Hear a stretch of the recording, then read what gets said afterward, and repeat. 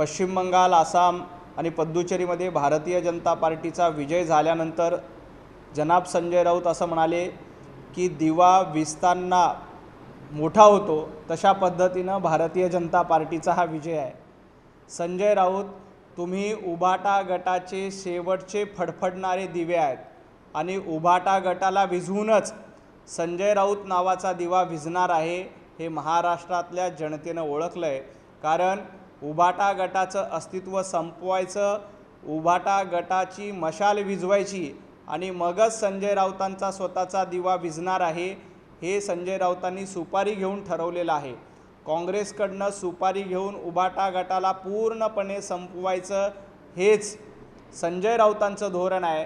त्यामुळं भारतीय जनता पार्टी ही प्रकाशाप्रमाणे स्वच्छ आहे, त्यांचा दिवा कधीच विझणार नाही। कारण सूर्य कधीच मावळत नसतो, सूर्य कधीच अस्ताला जात नसतो, सूर्य कायम फेरे मारत असतो।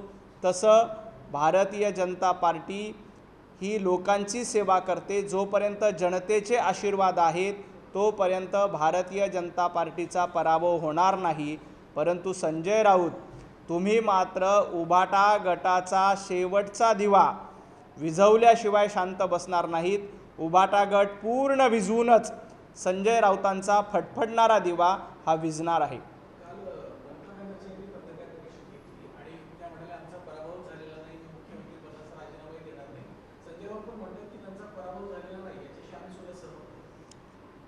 एखाद्याला नोकरीमधनं काढून टाकल्यानंतर मी राजीनामा देणार नाही अशी भूमिका घेतल्यानंतर त्या राजीनाम्याला काही अर्थ नसतो।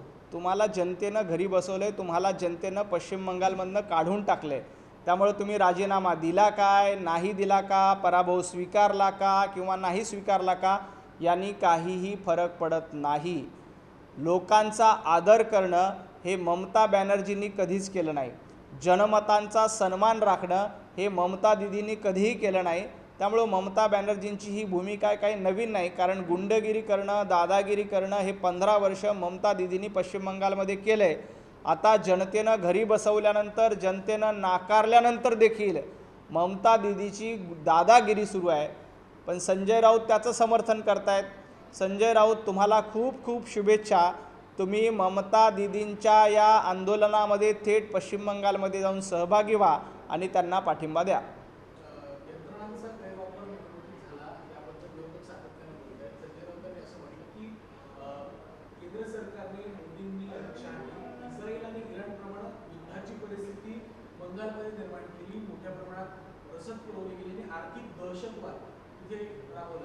नशीब संजय राऊत यांनी पश्चिम बंगालची तुलना इराण आणि इस्रायलच्या युद्धाशी केली।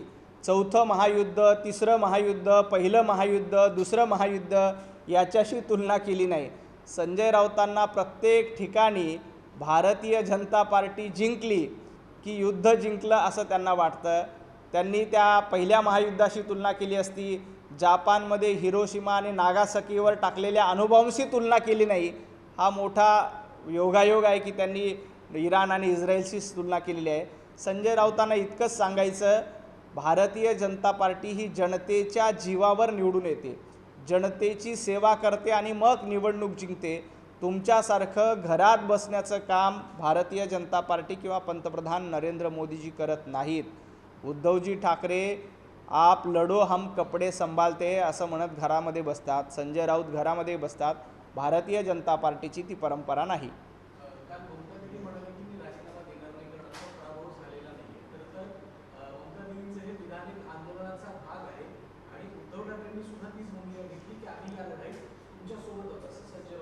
उद्धवजी ठाकरेंना या लढाईसाठी आणि ममता दीदींना या लढाईसाठी मनापासून शुभेच्छा। ममता दीदींनी राजीनामा दिला काय, नाही दिले का, त्यांनी काहीही फरक पडणार नाही।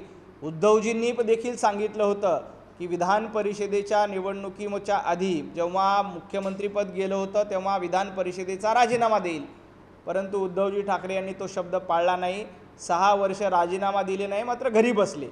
तसंच ममता दीदी आता खरं तर विधानसभेमध्ये पण जाऊ शकत नाहीत, कारण विधानसभेच्या निवडणुकीमध्ये त्यांचा विजय झालेला नाही। एका विधानसभेमधनं ममता दीदींना निवडून येता आलं नाही। गेल्याही वेळेला सोमेंदू अधिकारी यांनी ममता दिदींचा पराभव केला होता. याही वेळेला ममता दिदींचा पराभव करण्याचं काम भारतीय जनता पार्टीच्या कार्यकर्त्यांच्या बळावर झालेलं आहे. त्यामुळं उद्धवजी ठाकरे, संजय राऊत आणि ममता दिदी या तिघांनाही शुभेच्छा आहेत. उद्धवजी ठाकरे यांनी तातडीनं मातोश्री सोडली पाहिजे. कोलकात्यामध्ये जाऊन ममता दिदींच्या घराबाहेर ठिय्या आंदोलन केलं पाहिजे. कोलकात्यामध्ये ममता दिदींच्या घराच्या बाहेर जमत नसेल तर उद्धवजी ठाकरे यांनी ममता दिदींच्या घरामध्ये बसून, कारण उद्धवजींना घराच्या बाहेर बसणं आवडत नाही, म्हणून ममता दिदींच्या घरात बसून एक वर्षभराचं आंदोलन कोलकात्यामध्ये जाऊन संजय राऊत, उद्धवजी ठाकरे आणि ममता दिदींनी करावं.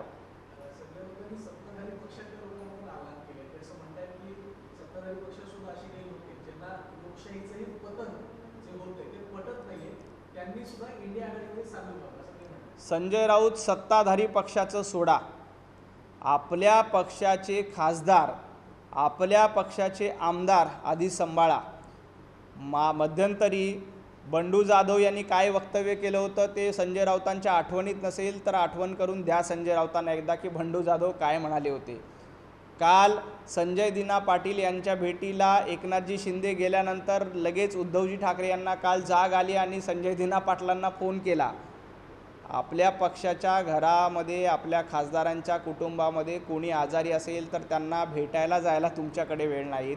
एकनाथजी शिंदे तिथे जाऊन भेट करतात आणि तुम्ही मात्र फक्त फोनवरून विचारपूस करता.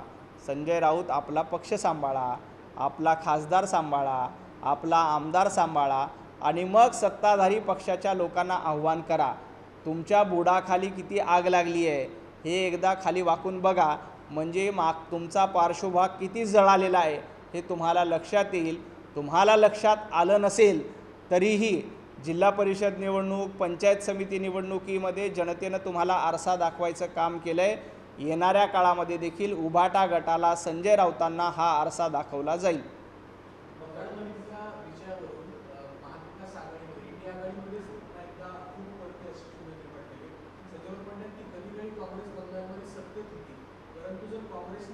सांभाळून घेतलं असतं तर चित्र यावेळेला वेगळं दिसू शकतं. आणि यावेळी राहुल गांधींचं कौतुक करताना पण पाहिलं. पश्चिम बंगालमध्ये इंडी आघाडीचं अस्तित्वच नव्हतं. इंडी आघाडीला कुठलंही धोरण नाही, कुठलंही ध्येय नाही, कुठलाही अजेंडा नाही. त्यामुळे अजेंडा नसलेला आघाडी, अजेंडा नसलेला मंच म्हणजे इंडी अलायन्स होतं. त्यामुळे ममता बॅनर्जींनी पश्चिम बंगालमध्ये वेगळी चूल मांडली आणि आपला सवता सुभा मांडण्याचा प्रयत्न केला. एकट्या लढल्या काँग्रेसला फाट्यावर मारलं. आपण बघा पश्चिम बंगालमध्ये काँग्रेसची अवस्था काय झाली. एक जागा देखील पश्चिम बंगालमध्ये काँग्रेसला जिंकता आली नाही. एकमेव जागी पश्चिम बंगालमध्ये काँग्रेसला यश मिळालं. संजय राऊत सांगतायत की इंडी अलायन्स एक गठ्ठा आहे, मजबूत आहे, घट्ट आहे. अहो, पश्चिम बंगालमध्ये तुम्हाला सीट शेअरिंग करता आलं नाही. मुंबई महापालिकेमध्ये तुम्हाला सीट शेअरिंग करता आलं नाही. तुम्ही कसल्या इंडिया अलायन्सच्या गप्पा मारतायत. इंडिया अलायन्सला कुठलंही धोरण, अजेंडा नसल्यामुळे या इंडिया अलायन्सचं अस्तित्व पूर्णपणे संपलेलं आहे. हे आपण पश्चिम बंगालच्या निवडणुकीमध्ये बघितलं. त्याच तामिळनाडूमध्ये जेव्हा TVKचा विजय झाला तेव्हा आता DMKने आरोप केला आहे की काँग्रेसनं आम्हाला मदत न करता TVKला मदत केली. DMKला देखील खड्ड्यात घालण्याचं काम काँग्रेसनं तामिळनाडूमध्ये केलं. उद्धवजी ठाकरे यांना खड्ड्यात घालण्याचं काम काँग्रेसने महाराष्ट्रामध्ये केलं आणि पश्चिम बंगालमध्ये ममता दिदींची सत्ता घालवण्याचं काम काँग्रेसनं पश्चिम बंगालमध्ये केलं. त्यामुळं जो पक्ष काँग्रेसच्या नादी लागला आहे त्याचं अस्तित्व संपलेलं आहे. काँग्रेस हा अजगर आहे. तो आपल्या सहकाऱ्यांना गिळंकृत करतो आणि स्वतः वाढण्याचा प्रयत्न करतोय. संजय राऊत त्या अजगराचे पिल्लू झालेले आहेत आणि अजगर वाढवण्यासाठी संजय राऊत प्रयत्न करतायत. कारण संजय राऊतांना येणाऱ्या राज्यसभेच्या खासदारकीच्या निवडणुकीची चिंता आहे. खासदारकीची निवडणूक जिंकता यावी यासाठी काँग्रेस नावाच्या अजगराला पोसण्याचं काम, वाढवण्याचं काम संजय राऊत यांच्यामार्फत सुरू आहे.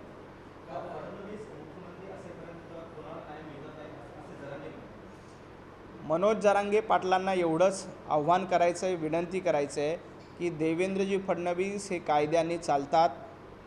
ज्या पद्धतीनं भोरमध्ये एका चिमुकलीवर अन्याय झाला, अत्याचार झाला, अतिशय अमानवी असं कृत्य केलं, या प्रकरणामध्ये सरकार सजग आहे. पूर्णपणे कारवाई करून तातडीनं त्या आरोपीला फासावर लटकवण्याचं काम सरकारच्या माध्यमातून निश्चित केलं जाईल. कायदा आणि सुव्यवस्था अबाधित राहावी यासाठी सरकार पूर्णपणे प्रयत्न करते. या प्रकरणात तरी किमान राजकारण करू नये एवढीच माझी विनंती आहे. त्यांनी बंगालवर पण बंगालच्या दुकानांवर देखील कुठेतरी संशय व्यक्त केलेला आहे. राज्यात वाढलेली गुन्हेगारी सोबतच जे बंगालमध्ये निर्णय आलेले आहेत ते कसे चुकीचे आहेत असं देखील जरांगे बोलतात. नाही, जरांगे पाटील असं म्हणाले की ममता बॅनर्जींचा पराभव कधीही होऊ शकत नाही आणि ममता दिदीचा पराभव झाला म्हणजे काहीतरी काळबेर आहे. जरांगे पाटील यांचे जो कोणी सल्लागार असतील त्यांना मला सांगायचं की किमान जरांगे पाटलांना नीट ब्रीफ करा. मागच्याही वेळेला 5 वर्षापूर्वी ममता दिदींचा पराभव सोमेंदू अधिकारी यांनी पश्चिम बंगालमध्ये केला होता. जरांगे पाटील हे किमान थोडीशी माहिती घेऊन, त्यांचा सल्ला जो कोणी देतं त्यांना कोणी सांगतं त्यांच्याकडनं थोडीशी माहिती घेतली ते जरांगे पाटलांना हे लक्षात येईल की 5 वर्षापूर्वीच भारतीय जनता पार्टीने ममता दिदींचा पश्चिम बंगालमध्ये त्यांच्या घरामध्ये जाऊन पराभव केला होता. ममता दिदींना दुसऱ्या जागावर निवडून यावं लागलं होतं. आता देखील पश्चिम बंगालमध्ये पुन्हा एकदा ममता दिदींचा घरामध्ये जाऊन पराभव करण्याची हिंमत भारतीय जनता पार्टीच्या कार्यकर्त्यांनी दाखवली आणि पश्चिम बंगालच्या जनतेनं भाजपची साथ दिली. जरांगे पाटील, आपण जर का पश्चिम बंगालमध्ये जाऊन बघाल तर ममता दिदीची दहशत काय होती तुम्हाला देखील लक्षात येईल. तुम्ही ज्या ममता दिदींचा गोडवा गाताय, पुळका करतायत की ममता दिदी कधीच पराभूत होत नाही, तर असं कधीही नव्हतं. ममता दिदी 5 वर्षापूर्वी देखील पराभूत झाल्या होत्या. फक्त आपण आपले जो कोणी सल्लागार आहेत त्यांना विचारा की तुम्हाला चुकीची माहिती का दिली जाते. निवडणूक आयोगावरती काल ममता बॅनर्जी यांनी सुद्धा टीका केली की मुख्य निवडणूक आयोग हेच खरे विलन आहेत असं त्यांनी म्हटलं. आज परत संजय राऊत सुद्धा असं म्हणतायत की निवडणूक आयोग हा सत्ताधारी पक्षाचा गुलाम आहे, त्यामुळे यापुढे विरोधी पक्षांनी निवडणुका लढवाव्यात की नाही याबद्दल निर्णय होणं गरजेचं आहे. निवडणूक आयोगाने फक्त पश्चिम बंगाल किंवा आसाममध्ये निवडणूक घेतली, पुदुच्चेरीमध्ये निवडणूक घेतली का? केरळमध्ये कोण जिंकलं? केरळमध्ये काँग्रेस जिंकलं, तिथं निवडणूक आयोग योग्य होतं, बरोबर. तामिळनाडूमध्ये TVK जिंकलं, तिथं निवडणूक आयुक्त योग्य होते, तिथं SIR चांगल्या पद्धतीनं झालं. भारतीय जनता पार्टी जिंकली की निवडणूक आयोगावर संशय घ्यायचा आणि बाकी सगळीकडे आलबेल म्हणायचं. हा दुटप्पीपणा आहे, याला ढोंगबाजीपणा म्हणतात. आणि संजय राऊत ढोंगबाजी करण्यामध्ये एक्सपर्ट आहेत. त्यांना असं वाटतं की जगातलं सगळं फक्त आपल्यालाच कळतं. राहिला प्रश्न संजय राऊतांनी निवडणूक लढायची का नाही लढायची. संजय राऊत, तुम्ही एकदा काय 1000 वेळाला निवडणूक लढा, जनता तुम्हाला कधीही निवडून देणार नाही. तुम्हाला कायम मागच्या दाऱ्यानंच राज्यसभेत जावं लागलं, भविष्यामध्ये विधान परिषदेमध्ये जावं लागेल किंवा अजून तुम्ही आकुंचित पावल्यानंतर महापालिकेमध्ये स्वीकृत सदस्य म्हणून संजय राऊतांना जावं लागेल. जनतेमध्ये निवडून येण्याची अवकाश संजय राऊतांची याआधी देखील नव्हती आणि यापुढे देखील नव्हती. त्यामुळे संजय राऊत निवडणूक लढले काय किंवा नाही लढले काय त्यांनी काहीही फरक पडणार नाही. जे स्वतः कायम पराभूत होणार आहेत त्यांनी जनतेमधून निवडून येण्याची भाषा करू नये. संजय राऊत, तुम्हाला जनतेतनं कधीही निवडून लढता आलं नाही, जिंकता आलं नाही, याचं आत्मपरीक्षण करा. राहिला प्रश्न विरोधकांनी निवडणूक जिंकावी का नाही जिंकावी, उभाटा गटाने निवडणूक लढावी, काँग्रेसने निवडणूक लढावी का नाही लढावी, लोकशाहीमध्ये प्रत्येकाला निवडणूक लढण्याचा अधिकार असतो. घटनाकार महामानव डॉक्टर बाबासाहेब आंबेडकरांनी आपल्याला निवडणूक लढण्याचे अधिकार दिले. विरोधकांना लढायचं नसेल तर त्यांना मनापासून शुभेच्छा.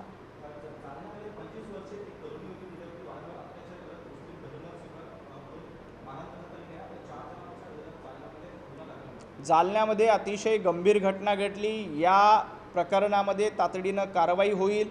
धर्मांतर विरोधी कायद्याच्या मार्फत या प्रकरणामध्ये तातडीनं लक्ष घातलं जाईल आणि अशा पद्धतीनं जबरदस्तीनं, बळजबरीनं धर्मांतर करण्यासाठी मारहाण करणं, जबरदस्ती करणं याला कुठलीही गय केली जाणार नाही. पोलिसांच्या वतीनं त्या प्रकरणामध्ये तातडीनं दखल घेतलेली आहे आणि दोषींवर कारवाई करण्यात येईल. ऑपरेशन सिंधूरला आज 1 वर्ष पूर्ण होते. 6 आणि 7 मे यांच्या दरम्यान काय सांगितलं दहशतवाद विरोधी कारवाईसाठी नवीन रणनीती होती सरकार. जेव्हापासनं पंतप्रधान नरेंद्र मोदीजींचं केंद्रामध्ये सरकार आलं तेव्हापासून दहशतवाद्यांची पळताभुई थोडी झाली. दहशतवादाचं कंबरडं मोडण्याचं काम केलं. सर्जिकल स्ट्राईक असेल, ऑपरेशन सिंदूर असेल, पहेलगाममध्ये जेव्हा धर्म विचारून लोकांची हत्या करण्यात आली, धर्म विचारून लोकांवर गोळ्या झाडल्या, त्यानंतर त्याचा बदला म्हणून ऑपरेशन सिंदूर हे आपल्या भारतीय सैनिकांनी केलं आणि या ऑपरेशन सिंदूरच्या माध्यमातून पाकिस्तानमध्ये लपून बसलेल्या दहशतवाद्यांचा खात्मा करण्याचं काम हे आपल्या भारतीय जवानांनी केलं आहे. त्याला आज वर्ष पूर्ण होतं आहे. ह्या जखमा अजूनही आमच्या धगधगत्या आहेत. जोपर्यंत दहशतवाद समूळ नष्ट होत नाही तोपर्यंत असे ऑपरेशन सुरूच राहतील.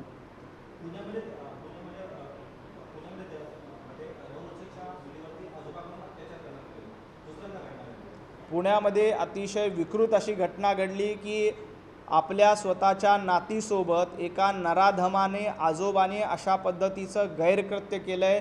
पोलिसांनी तातडीनं त्याला अटक केली आहे. त्याला कठोरातली कठोर शिक्षा व्हावी यासाठी सरकार प्रयत्न करते आहे.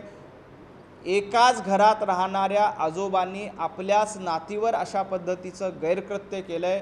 मला वाटतं ही माणुसकीला काळिमा फासणारी घटना आहे. या प्रकरणामध्ये लोकांचा देखील तीव्र संताप आहे. त्या आरोपीला तातडीनं अटक केली आहे आणि फास्ट ट्रॅकवर हे प्रकरण चालवलं जाईल. राज्यामध्ये हिंदी सक्तीकरणाचा मुद्दा अनेक वेळेला चर्चेत होतो. आता सुद्धा तो मुद्दा चर्चेत आल्यानंतर एक प्रसिद्धीपत्रक शासनाकडून काढण्यात आलं. त्यामध्ये राजपत्रित आणि अराजपत्रित अधिकाऱ्यांची हिंदी परीक्षा घेण्यात येणार आहे. जून महिन्यामध्ये ही परीक्षा होते. राष्ट्रीय पातळीवर काम करणाऱ्या अधिकाऱ्यांना हिंदी यावीच लागते, इंग्रजी यावीच लागते. कुठेही आपल्याला हिंदी विरोध कुणाचाच नाही आहे किंवा इंग्रजी भाषेला विरोध नाही, परंतु महाराष्ट्रामध्ये मराठी अनिवार्य आहे, मराठी सक्तीची आहे. परंतु राष्ट्रीय पातळीवर आपल्याला काम करताना हिंदी आली पाहिजे. शेवटचा प्रश्न अंबादास दानवे यांची विधान परिषदेमध्ये पुन्हा एकदा वर्णी लागली आहे. त्यांनी छत्रपती संभाजीनगरमध्ये बॅनर लावले की तुमको क्या लगता था की कभी नहीं लौटेंगे, लो फिर हम आ गए, अशा प्रकारचा आशय त्या बॅनरमध्ये नाही, भाजपला आणि शिंदे गटाला पोरं अंबादास दानवे यांनी भारतीय जनता पार्टीला किंवा शिंदे गटाला टोला देण्याच्या आधी, शिवसेनेला टोला देण्याच्या आधी थोडंसं आत्मपरीक्षण करावं. उद्धवजी ठाकरे यांनी राजकीय बळी देण्यासाठी अंबादास दानवे यांची विधान परिषदेवर निवड केली होती. कारण उद्धवजींना हे माहीत होतं की उद्धवजी उभं राहिले असते तर दगाफटका झाला असता. उबाटा गटाचे आमदार उद्धवजींच्या विरोधात मतदान करणार होते. उद्धवजींनी माघार घेतल्यामुळे अंबादास दानवेंना संधी मिळाली. त्यामुळे अंबादास दानवेंना स्वतःच्या कॅलिबरवर अंबादास दानवेचं काहीतरी कर्तृत्व होतं म्हणून ही संधी उद्धवजींनी दिली नाही. आपल्याला पर्याय म्हणून किंवा आपला पराभूत होईल त्याच्याऐवजी दुसरा कोणातरी बळी द्यायचा म्हणून बळीचा बकरा म्हणून तुम्हाला पुढे केलं होतं. परंतु त्यावेळेला सगळ्यांनी एकमत दाखवून बिनविरोध निवडणूक झाली. काँग्रेसच्या कसे पाया पडावं लागलं, काँग्रेसच्या कसं झुकावं लागलं, हर्षवर्धन सपकाळांना कसं जाऊन विनवणी करावी लागली, राहुल गांधींना कसे फोन करावे लागले, याचं एक बॅनर देखील अंबादास दानवेंनी संभाजीनगरामध्ये लावलं तर लोकांना कळेल की काँग्रेससोबत झुकून काँग्रेससोबत वाकून अंबादासजी दानवे यांनी विधान परिषद मिळावी. त्याची एक मोठी बॅनरबाजी अंबादास दानवेंनी केली पाहिजे.